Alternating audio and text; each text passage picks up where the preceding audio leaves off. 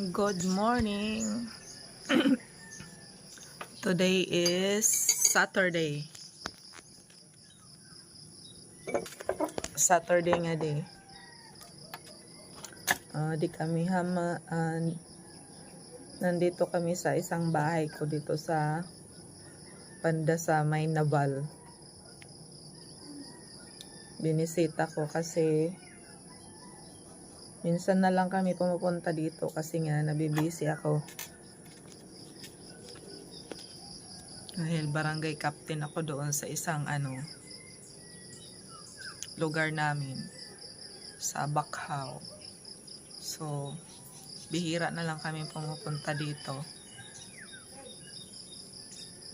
So, ngayon, kahapon, pumunta kami dito kahapon ng hapon. Malakas ang ulan. Tapos, instead na magtrabaho kahapon kasi nga, pumunta kami dito kasi gusto ko mag-repaint kami. Kaya nitong ito, kailangan na ng varnish kasi pumuti na upuan, tapos naabot siya dito ng ulan kasi nga open dito, open yung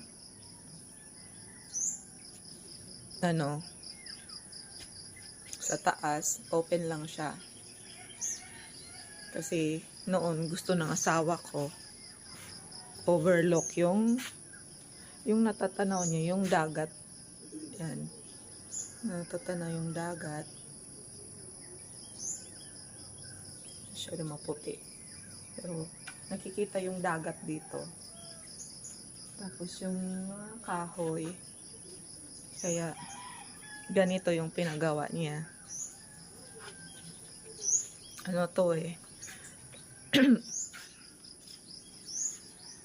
Maliit lang na bahay.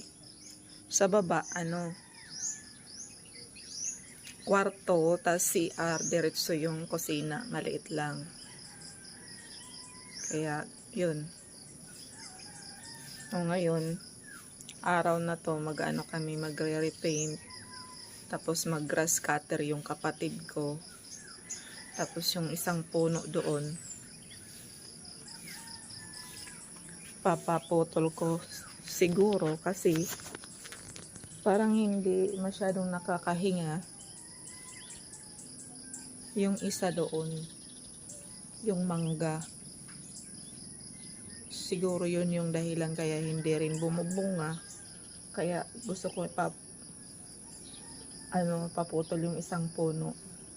Actually fruit tree din siya dito sa amin, yung tawag niyan tambis. Di ko alam yung Tagalog niya ng tambis.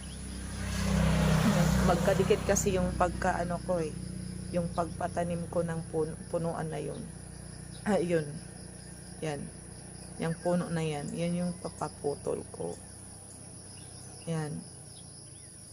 Kasi nagigitnahan siya. Tapos, ito yung isa. Yan. Yan. Yan yung isa. Kaya papaputol ko yan mamaya sa kapatid ko pagkatapos niya mag-grass cutter. Ngayon lang mag-grass cutter din kasi nasira yung grass cutter nung isang araw. Kaya hindi nakapag grass cutter. Mamaya ito ipapakita ko sa inyo yung sa loob ng bahay. Sa loob ng bahay kasi gusto ko repaint. May mga sobra naman noon na mga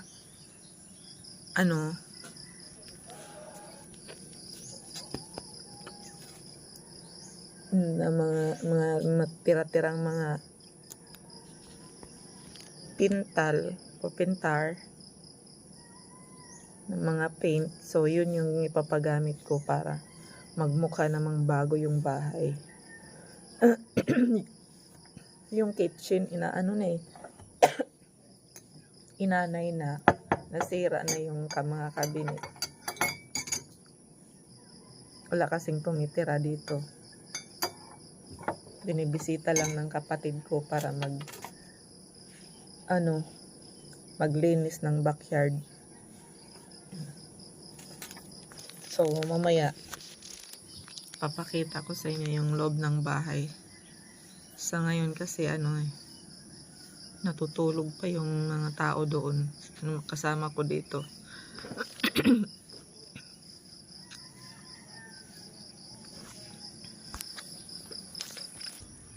Ito. O yan ito yung bahay. Yan. Kaya ganyan up and down siya. Tingnan, nakita nyo yan dyan. Ayan yung plywood na yan. Nasira na din yan sa sa ulan yata yan. Ayan. Maliit lang yung bahay. Ganyan lang.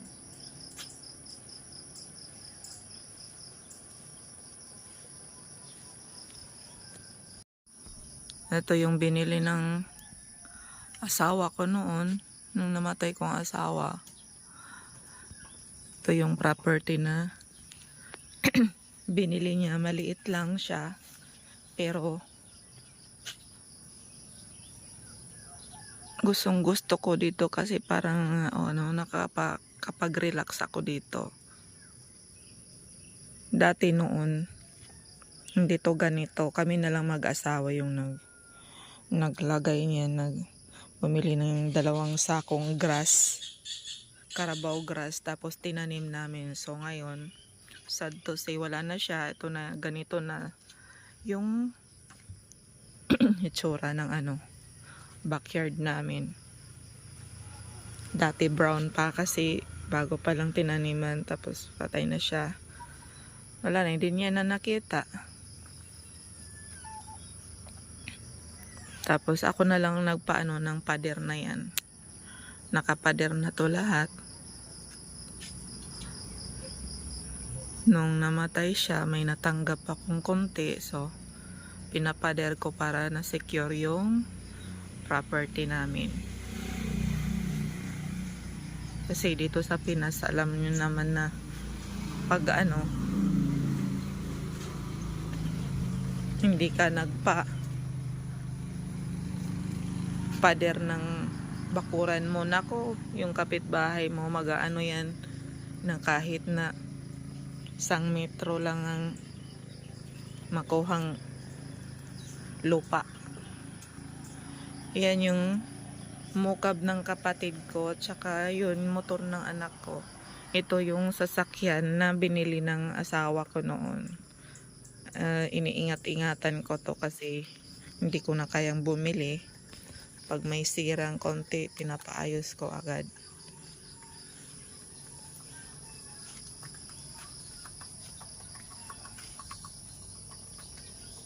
So, yun. Mamaya, mag-ano kami.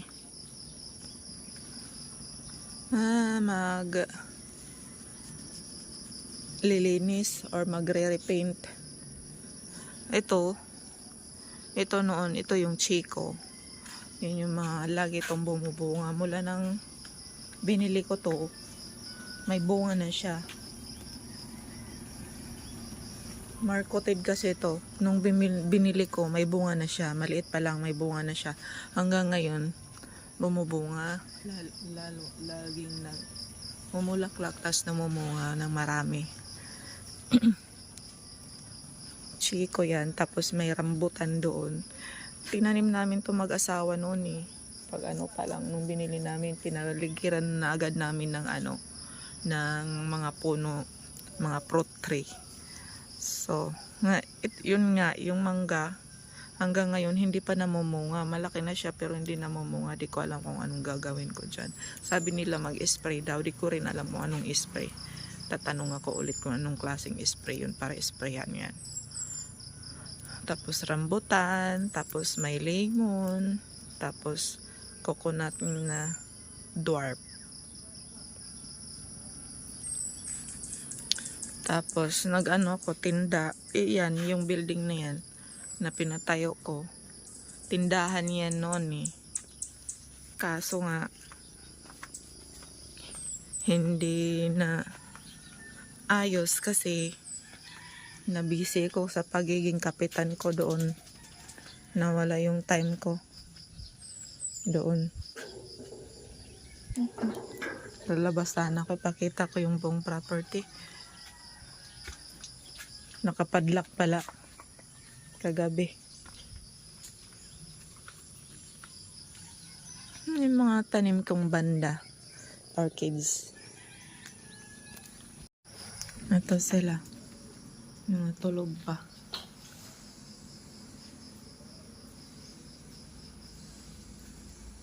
Yung maliit na CR. So, ayan.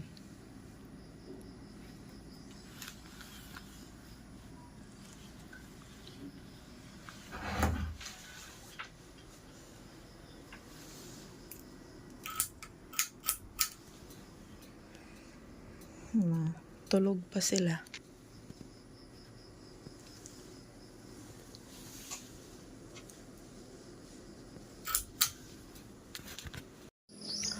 Yun guys, thank you for watching. Continue muna yung coffee ko. Lumamig na yata. Salamat sa panonood.